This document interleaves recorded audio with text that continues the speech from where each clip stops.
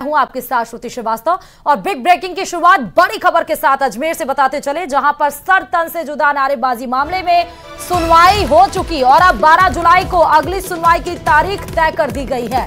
12 जुलाई को आएगा इस मामले में अंतिम फैसला। फिलहाल संभावना यह जताई जाती थी कि अंतिम फैसला आ सकता है, लेकिन अधिवक्ताओं की बहस बाकी थी। मर्सर अधिवक्ताओं की बहस हुई है और अब 12 जुलाई को अंतिम फैसला आ सकता है। सरतन से जुदा मामले में मुख्य आरोपी जो गौहर चिश्ती था, उसके सहित 5 पर सुनवाई चल रही थी और 5 को एक हाई सिक्योरिटी जेल में भी रखा गया है। सरकार की ओर से अधिवक्ता ने अपना पक्ष रखा और सभी अधिवक्ताओं और आरोपियों की ओर से सुनवाई पूरी हो चुकी है। अब 12 जुलाई को वो समय बताया जा रहा है जब कोर्ट की तरफ से इस मामले में अंतिम फैसला आ सकता है। बता दें कि मामले में 12 जुलाई को अगली सुनवाई होगी। मामला 17 जून 2022 को प्रॉफेट मोहम्मद साहब की शान में मौन जुलूस निकालने से संबंधित है। उस दिन गौहर चिश्ती व अन्य मुलजिमान ने दरगाह की सीढ़ियों पे एक नारा लगाया था सर तन से जुदा का। उसके बाद ये प्रकरण दर्ज हुआ। प्रकरण की ट्रायल पूरी हो चुकी है, प्रोसिक्यूशन की एविडेंस हो चुकी है, पूरी बहस हो चुकी है, मुलजिमान की भी बहस हो चुकी है। अब जो है कुछ रूलिंगें देनी है। उसके बाद 12 जुलाई को इसका अंतिम विचारण किया जाएगा। न्यायालय इसको 12 जुलाई को फैसला करेगा। इसमें होगी सर पूरी बहस, फैसला सुनाएंगे? इसमें फैसला सुनाएंगे। करीब सबकी बहस हो चुकी है।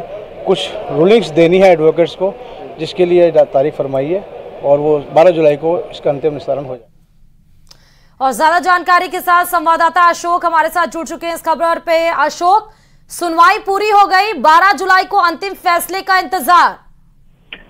जी बिल्कुल, एक बड़ा मामला था। सर तन से जुदा के नारे लगे थे अजमेर में दरगाह के बाहर और उसके बाद जो है देश भर में माहौल खराब हुआ था। इस मामले में लगातार सुनवाई की गई और आज जो है इस मामले में अंतिम बहस जो है वो पूरी कर ली गई है और अब 12 जुलाई की तारीख दी गई है।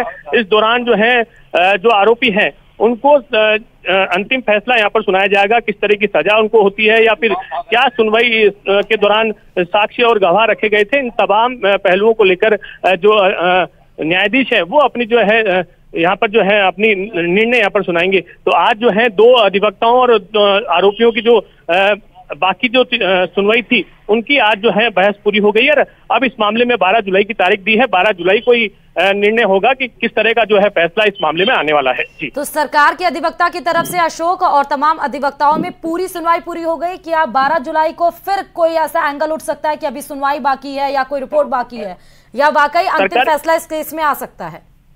जी बिल्कुल, सरकारी वकील से जब बातचीत की गई तो उन्होंने कहा कि इस मामले में तमाम जो बहस है वो पूरी हो गई है। तमाम जो आरोपीज हैं उनके बयान के आधार पर और जो अधिवक्ता हैं उन्होंने अपनी अपनी जो बहस है वो पूरी कर ली है। अब केवल कुछ जो पॉइंट्स हैं उसके लिए 12 तारीख से पहले जो भी करना होगा वो करना होगा। 12 जो जुलाई है उस दिन जो है न्यायाधीश अपना फैसला सुनाएंगे। किस तरह का फैसला रहने वाला है, किस तरह की सजा होने वाली है, ये जो है न्यायाधीश के पास ही होगा। तो ऐसे में 12 जुलाई को ही इस मामले में अंतिम जो फैसला है वो आने वाला है। जी, और अशोक, आज सुनवाई में अधिवक्ताओं की तरफ से क्या वो अहम पॉइंट्स रखे गए हैं? जी बिल्कुल, पॉइंट में ये है कि जो अधिवक्ता है उन्होंने बताया कि इस मामले में 20 जो गवाह हैं वो पेश किए गए थे, 32 दस्तावेज और 20 आर्टिकल जो है। हाँ, ठीक है, बहुत बहुत शुक्रिया अशोक तमाम जानकारी देने के लिए। और अब बड़ी खबर आपको, दिल्ली में पानी के संकट के बीच एक बड़ा पर्दाफाश हुआ, उसकी खबर आपको बताते चले। दरअसल दिल्ली के कई इलाके में इस बात का खुलासा हो चुका है कि जहां लोगों के घरों में पानी के प्राइवेट कनेक्शन बताए गए हैं, जबकि दिल्ली में पानी का कनेक्शन सिर्फ जल बोर्ड ही देता है, लेकिन बुद्ध विहार इलाके में लोगों के घरों में पानी का प्राइवेट कनेक्शन पाया गया है और इसके लिए बकायदा 30 से 35 हजार रुपए वसूले जाते हैं। इतना ही नहीं, प्राइवेट पाइप बिछाने की ये जो कीमत है वो सड़क से घर की दूरी पर निर्भर करती है। यहाँ सड़क से जितनी दूर आपका घर होगा, आपको पानी के कनेक्शन की उतनी ज्यादा कीमत चुकानी होगी। सबसे बड़ा सवाल यहाँ पर यह उठता है कि इस कनेक्शन के लिए ना तो कोई रसीद मिलती है और ना ही कोई मीटर लगता है। इस प्राइवेट कनेक्शन में हर दूसरे दिन साफ पानी आता है, जबकि जिन घरों में दिल्ली जल बोर्ड का कनेक्शन है वहां या तो पानी आता है या फिर नहीं, और पानी आता भी है तो गंदा पानी आता है। तो दिल्ली में जहां जल संकट है, तो उस बीच में एक बड़ा पर्दाफाश हुआ है कि कुछ घरों में प्राइवेट कनेक्शंस पाए गए हैं। हालांकि ये प्राइवेट कनेक्शंस के लिए ना कोई रसीद मिलती है और सड़क से दूर कितना घर है उसके डिस्टेंस के अकॉर्डिंगली इसके लिए आपको चार्ज देना पड़ता है। फिलहाल जो बेसिक चार्ज है वो 30 से 35 हजार रुपए बताई गई है। ये बड़ा पर्दाफाश किया गया है पानी के प्राइवेट कनेक्शन का दिल्ली में। और फिर से खबर दिल्ली में पानी की ही है, क्योंकि लगातार दिल्ली में पानी की किल्लत लगातार जारी है। जल संकट के बीच टैंकरों से पानी की सप्लाई की जा रही है। आलम यह है कि टैंकर आते ही लोग पानी लेने के लिए दौड़ पड़ते हैं। तस्वीरें भी आप देख सकते हैं जो अपने आप में वानगी के तौर पर प्रस्तुत है। कुछ लोग टैंकर के ऊपर चढ़कर पानी भरने की कोशिश करते हैं।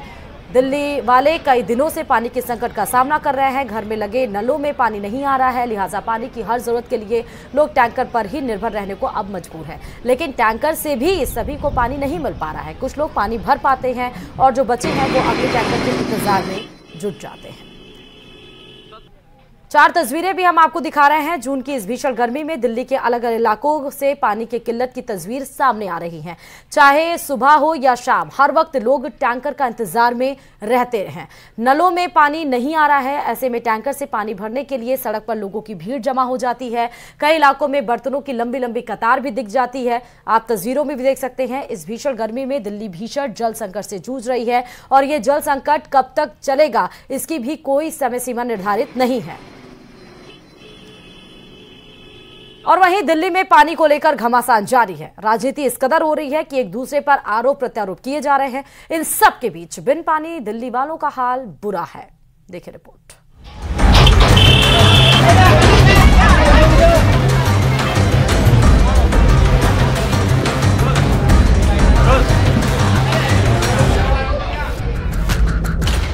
बूंद बूंद के लिए तरसती दिल्ली।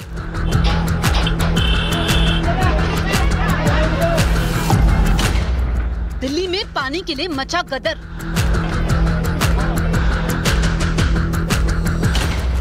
प्यासी दिल्ली को टैंकर का सहारा। दिल्ली में पानी के लिए गदर मचा है। भीषण गर्मी के बीच कई इलाकों में पानी की किल्लत भी देखने को मिल रही है। लोग टैंकर के इंतजार में घंटों तक सड़कों पर इंतजार करते नजर आ रहे हैं। दिल्ली में इस समय पानी के लिए कितनी मारामारी है, इन 5 तस्वीरों से समझिए, जिस पर मोहल्ले में पानी के टैंकर आते हैं। पूरा मोहल्ला टैंकर पर टूट पड़ता है। हालात ऐसे बन गए हैं कि टैंकरों से लोगों की पानी की पूर्ति नहीं हो पा रही है। इस बीच टैंकर माफियाओं पर नकेल कसने के लिए मुनक नहर में पेट्रोलिंग हो रही है। दिल्ली में क्या आम क्या खास, हर मोहल्ले का यही हाल है। दिल्ली के विवेकानंद कैंप की तस्वीरें हैं और ये कैंप उस जगह पर है जहां पर आसपास कई देशों की एम्बेसीज हैं, कई देशों के बड़े बड़े दफ्तर हैं और इसी जगह पर हम देखते हैं कि कई सालों से पानी की एक जटिल समस्या है जिसका समाधान नहीं हो पाया है और लोग सालों से पानी के इंतजार में यहाँ पर इसी तरीके से दिन भर खड़े रहते हैं और पानी के लिए सुबह से ही घरों से अपने बाल्टी अपने बर्तन लेकर, बाकायदा देखिए बर्तनों के ऊपर नाम भी लिखे हुए हैं और ये रोज की समस्या है। और इस रोज की समस्या में सबसे ज्यादा जूझती हैं महिलाएं, क्योंकि महिलाओं को ही एक तरीके से पूरा घर संभालना होता है, घर गृहस्थी संभालनी होती है और ऐसे में ये तस्वीर नई नहीं है, ये हर रोज की तस्वीर है। तो अभी कल से पानी आया है तो दिन में कितने बार पानी आता है? तो 2 टाइम आ रहा है, लेकिन अब ज्यादा नहीं आ रहा, बिल्कुल थोड़ा थोड़ा आ रहा है। अभी 1-2 दिन में पता चलेगा कि पानी पूरा हो पाएगा क्या नहीं हो पाएगा। उससे गर्मी में और ज्यादा समस्या हो जाती है। ज्यादा गर्मी में परेशानी आता है। हाँ, ज्यादा गर्मी में परेशानी है। हाँ। तो अभी दिन में टैंकर आ रहे हैं? हाँ, आता रहे। टैंकर आता रहता है। 3 टैंकर आते हैं। अच्छा। हमारी एज का 3 टैंकर आता है। ये समस्या का भी खत्म, ये टैंकर ही नहीं होएगा। टैंकर ही से पानी भरते रहे और टैंकर से अभी भी भरते हैं। जितने दिन से रहते टैंकर से तो भरते हैं पानी। कितने साल हो गए आपको यहाँ? हमको होगा 40 साल। इस बीच दिल्ली में कई जगहों पर पानी के लिए मारामारी दिखी। इन 3 तस्वीरों में देखिए कैसे दिल्ली के अलग अलग मोहल्लों में लोग बूंद बूंद पानी के लिए तरस रहे हैं। छोटा आज मिनी टैंकर भेज दिया है, अब देखते हैं इसमें भी पूरा हो पाता है या नहीं हो पाता। इन्हें जबकि बोला है कि सेम टू जैसे ये बड़ा वाला टैंकर आता है वैसा भेज दें तो यहाँ प्रॉब्लम पूरी हो जानी है, पर ये एक आज बच्चा भेज दिए, वो भी इतनी कंप्लेनों के बाद। सबसे बड़ी समस्या पानी की होती थी, वो लग रहा कि हाँ शायद पानी मिलेगा, लेकिन जब बराबर आता रहे तब। दिल्ली की जनता जहाँ जहाँ पानी के लिए तरस रही है, एक एक बाल्टी पानी के लिए कोहराम मचा है। वहीं दिल्ली के कुछ इलाकों से पानी की बर्बादी की भी तस्वीरें आई हैं। ओखला से आई इन तस्वीरों को देखिए। आरोप है कि पाइप से निकला ये पानी सीवर में बहाया जा रहा है। यही नहीं, ओखला में एक मल्टी लेवल पार्किंग में भी पानी की बर्बादी दिखी। ये दिल्ली की कालकाजी विधानसभा का श्रीनिवासपुरी वार्ड का सराय जुलैना मल्टी लेवल पार्किंग के आज तीसरे तल पे हम खड़े हुए हैं, जहां पर देख रहे हो लाखों गैलन पानी यहाँ भरा हुआ है और ये पानी सैकड़ों टैंकरों के माध्यम से या तो वो वेस्ट में किया जा रहा है या सीवर में डाला जा रहा है। इसका उपयोग दिल्ली की जल मंत्री कर नहीं पा रही है। इसको कहते हैं अवसर में आपदा में अवसर ढूंढना। दिल्ली में पानी के लिए जनता संग्राम कर रही है तो नेता सियासत में जुट गए। दिल्ली में लोकसभा चुनाव साथ लड़ने वाली कांग्रेस और आम आदमी पार्टी एक दूसरे के आमने सामने है। आरोप प्रत्यारोप का दौर शुरू हो चुका है। दिल्ली प्रदेश कांग्रेस कमेटी के अध्यक्ष देवेंद्र यादव ने दिल्ली विधानसभा का विशेष सत्र बुलाने के साथ ही केजरीवाल सरकार पर पानी की किल्लत का ठीकरा फोड़ दिया। लेकिन इसका मतलब ये कतई नहीं है कि आम आदमी पार्टी इससे बच सकती है। आम आदमी पार्टी सबसे ज्यादा गुनहगार कोई है तो आम आदमी पार्टी इसमें होती है, क्योंकि जिम्मेदारी दिल्ली की जनता को पानी देने की जिम्मेदारी आम आदमी पार्टी की सरकार की है। और सरकार लगातार अगर जो हम बता रहे हैं कि लीकेज बढ़ती जा रही है, उसके लिए जिम्मेदारी किसकी ठहराई जाएगी? अगर टैंकर का माफिया अगर आज उपजा है तो वो किसकी देने?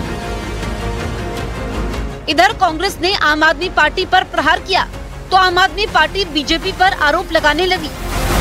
मैं उन 7 सांसदों से भी कहना चाहूँगा, कम से कम हरियाणा से और केंद्र सरकार से अपील कीजिए, अपने एलजी से जाके मुलाकात कीजिए, पानी के मामले में ऐसा भेदभाव मत कीजिए। बाकी जो राजनीति करनी है करें। तो चाहे कांग्रेस पार्टी हो चाहे बीजेपी हो, मैं सबसे कहना चाहता हूँ, पहले पानी का इंतजाम दिल्ली में कैसे होगा इस मुद्दे पे हमारा साथ दें, दिल्ली के लोगों का साथ दें, फिर हमारे ऊपर आरोप प्रत्यारोप करते रहेंगे, राजनीति करते रहेंगे। इधर दिल्ली में पानी को लेकर सियासत हो रही है।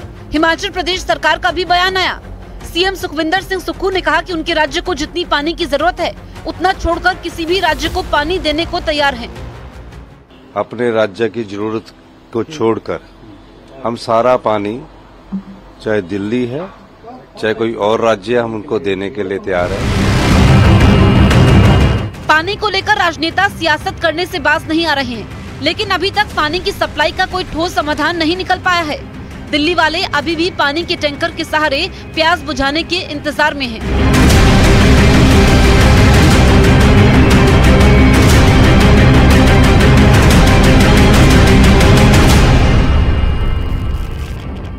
और अब बात प्रधानमंत्री नरेंद्र मोदी की, क्योंकि G7 सम्मेलन के दौरान कई देशों के राष्ट्राध्यक्षों से मुलाकात की है प्रधानमंत्री नरेंद्र मोदी ने। उन्होंने इस दौरान इटली की पीएम जॉर्जिया मेलोनी से भी मुलाकात की, जिन्होंने पीएम के साथ सेल्फी ली। दिल्ली आने के बाद पीएम मोदी ने एक वीडियो शेयर किया है। वैश्विक नेताओं के साथ बैठक का ये वीडियो शेयर किया गया है। तस्वीरें भी आप देख सकते हैं।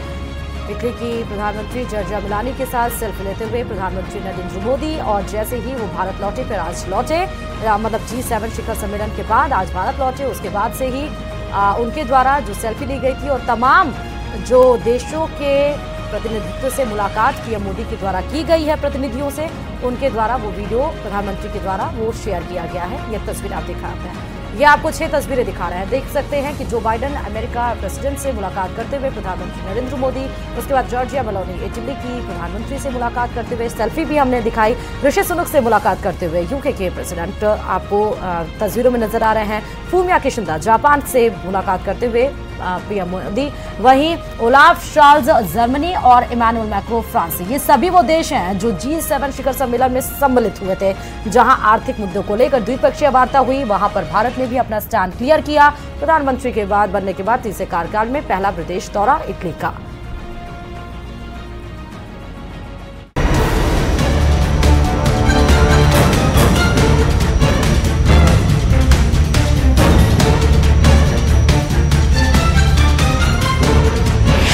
G7 में भारत का दम, मोदी का ग्लोबल अंदाज।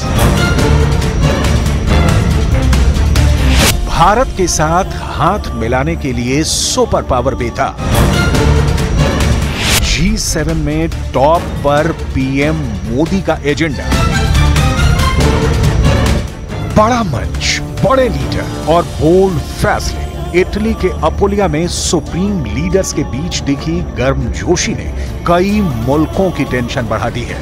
ये मेल मिलाप, सार्थक वार्तालाप बड़े मसलों को एक झटके में हल करने की गारंटी दे रहे हैं, क्योंकि इटली के अपुलिया में G7 का स्टेज सजा है। दुनिया की सबसे बड़ी आर्थिक शक्तियां यहां जुटी हैं। वैश्विक मसलों के समाधान की कोशिशें हो रही हैं, लेकिन जिस एक हस्ती ने इस बार G7 की सारी सुर्खियां बटोरी हैं, वो हैं भारत के प्रधानमंत्री नरेंद्र मोदी। पीएम मोदी का ऐसा जोरदार वेलकम इटली में हुआ है जिसकी हर जगह चर्चा है। G7 में मोदी की धूम मची है। पीएम मोदी से मेल मुलाकात के लिए शक्तिशाली देशों के सुप्रीम लीडर की बेताबी देखते ही बन रही है। मेजबान इटली की प्रधानमंत्री जॉर्जिया मेलोनी ने G7 में सबसे ज्यादा अहमियत पीएम मोदी को दी है। G7 जैसे बड़े मंच पर भारत का ऐसा दबदबा देख कुछ देशों की बेचैनी भी बढ़ गई है। इटली में हो रहे G7 शिखर सम्मेलन पर दुनिया भर की निगाहें टिकी हुई हैं, क्योंकि G7 में जुटे लीडर निर्णायक फैसले ले सकते हैं। G7 में कौन कौन मौजूद है, ये जानिए। इटली के प्रधानमंत्री जॉर्जिया मेलोनी के निमंत्रण पर पीएम मोदी G7 के आउटरीच सत्र में भाग लेने पहुंचे हैं। अमेरिका के राष्ट्रपति जो बाइडेन G7 समूह के सदस्य के तौर पर समिट में हिस्सा ले रहे हैं। फ्रांस के राष्ट्रपति इमैनुअल मैक्रोन, ब्रिटेन के प्रधानमंत्री Rishi Sunak, German chancellor Olaf Scholz, Canada के राष्ट्रपति जस्टिन ट्रूडो और जापान के प्रधानमंत्री फूमियो किशिदा भी समूह के सदस्य देश के नेता के नाते शिखर सम्मेलन में हिस्सा ले रहे हैं। इन ग्लोबल लीडर के साथ कई देशों के सुप्रीम लीडर को भी G7 समिट में निमंत्रण दिया गया है, क्योंकि इस बार G7 का एजेंडा व्यापक है। इटली में जुटी महाशक्तियों का उद्देश्य दुनिया में बढ़ती महंगाई और व्यापार से जुड़ी चिंताओं के बीच वैश्विक अर्थव्यवस्थाओं को स्थिर करने के लिए आर्थिक नीतियों को कोऑर्डिनेट करना है। शिखर सम्मेलन में कार्बन उत्सर्जन को कम करने और सस्टेनेबल एनर्जी को बढ़ावा देने की रणनीति भी बनाई जाएगी, जिससे जलवायु परिवर्तन से निपटा जा सके।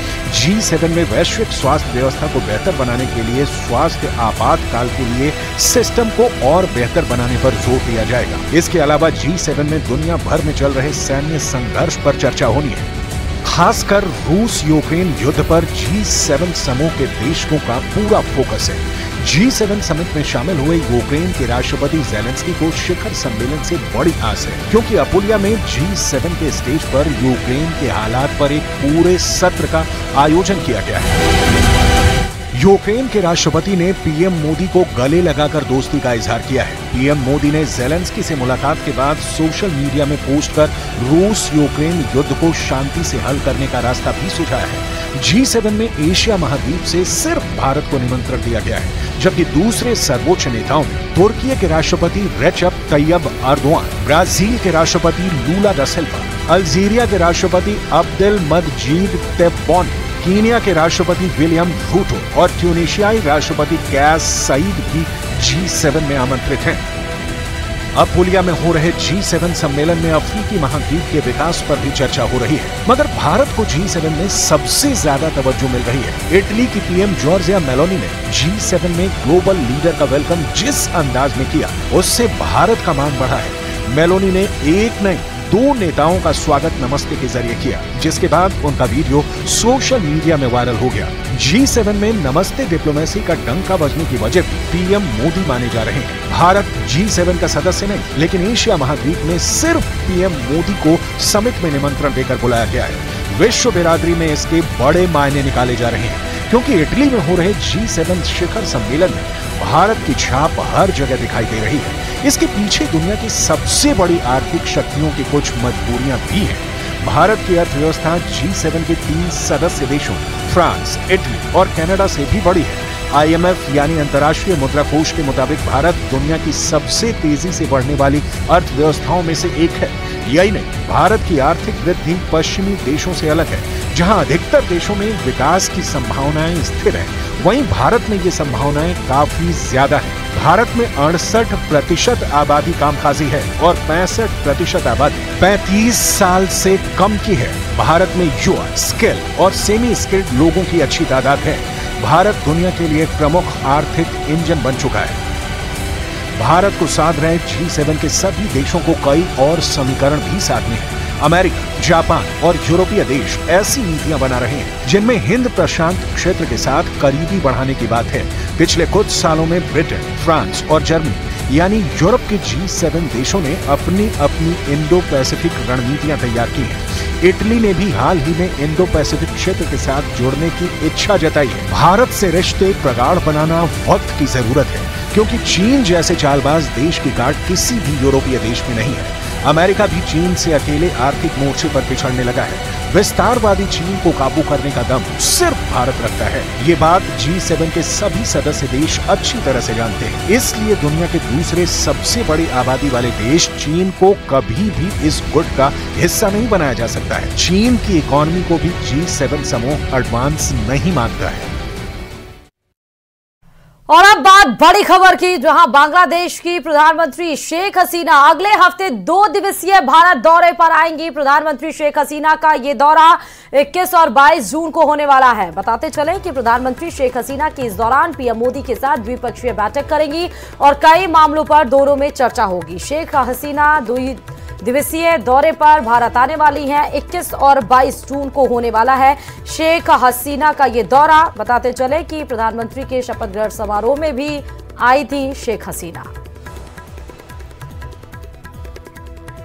सोशल मीडिया के दौर में लोगों में सेल्फी लेने का क्रेज है। आए दिन लोग सेल्फी और रील को शेयर करते हैं, लेकिन सेल्फी कभी कभी जानलेवा भी हो जाती है।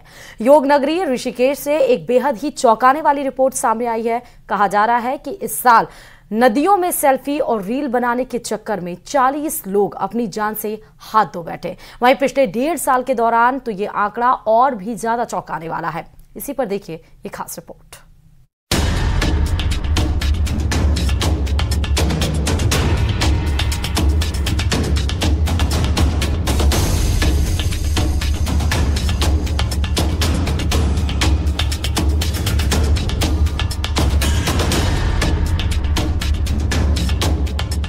उनकी ये बेपरवाही उनके घर वालों को जिंदगी भर का गम दे जाती है। युवा सेल्फी और रील बनाने के लिए कई बार अपनी जान को जोखिम में डालकर नदी की गहराई वाले हिस्से में पहुंच जाते हैं। पानी के भंवर में एक बार फंसने के बाद वहां से सुरक्षित निकलना बेहद मुश्किल हो जाता है, जिस वजह से कई लोग वापस ही नहीं आ पाते और अपनी जान गंवा देते हैं।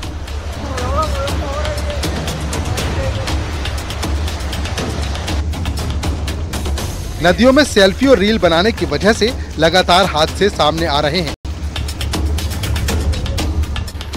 इस साल एसडीआरएफ की टीम ने नदी में 15 लोगों को तो डूबने से बचा लिया, लेकिन 40 लोग मारे गए। वहीं पिछले साल नदी से 225 लोगों का रेस्क्यू करके बाहर निकाला गया।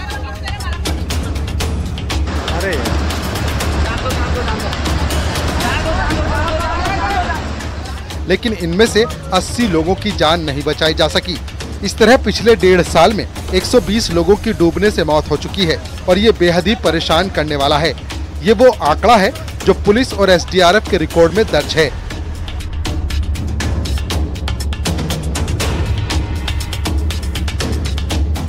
ये लोग स्नान करते हैं और रोज कोई न कोई घटना दुर्घटना इनके साथ घटित होती है। कोई बह जाता है या कोई फंस जाता है पानी में। उसके लिए जिला पुलिस के साथ समन्वय स्थापित कर एसडीआरएफ की अलग अलग जगहों पर जहां की भीड़ ज़्यादा रहती है वहां हमारे एसडीआरएफ के जवान तैनात किए जाते हैं।